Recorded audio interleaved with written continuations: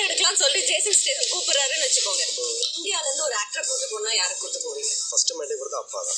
Hello friends, நம்ம தளபதி சன்னான Jason Sanjay பார்த்தீங்கன்னா sigma படத்துக்காக ரீசெண்டா ஒரு இன்டர்வியூ கொடுத்திருக்காரு. அதுல நம்ம தளபதி பத்தின சில விஷயங்கள்லாம் ஷேர் பண்ணிருக்காரு. எல்லாருக்கும் தெரிஞ்ச விஷயம் தான், நம்ம சங்கீதா மேமுக்கு தளபதிக்கு ரீசெண்டா விவாகரத்து விஷயம் சொல்லிட்டு நிறைய இஷ்யூ ஆயிட்டு இருந்து, அதுல இருந்து ஜேசன் சஞ்சய் பார்த்தீங்கன்னா தளபதிட்ட பேசுறது கிடையாது அப்படி இப்படின்னு நிறைய விஷயம் வந்து சொல்லிட்டு இருந்தாங்க. ஆனா இதுக்கு பதிலடி கொடுக்குற விஷயமா அவர் பார்த்தீங்கன்னா எல்லா நிகழ்ச்சியிலும் தளபதி பத்தி பேசிட்டு தான் இருக்காரு. இந்த நிகழ்ச்சியில ஆன்சர் பார்த்தீங்கன்னா ஒரு விஷயத்தை வந்து கேட்கறாங்க. அவர்கிட்ட என்ன கேட்கறாங்க, நீங்க எடுக்கிற படம் வந்து ஹிட் ஆச்சு, அதாவது சிக்மா படம் வந்து பிளாக் பஸ்டர் ஆச்சுன்னா ஹாலிவுட் சைடுல வந்து பார்த்துட்டு உங்களை வந்து கூப்பிடுறாங்க.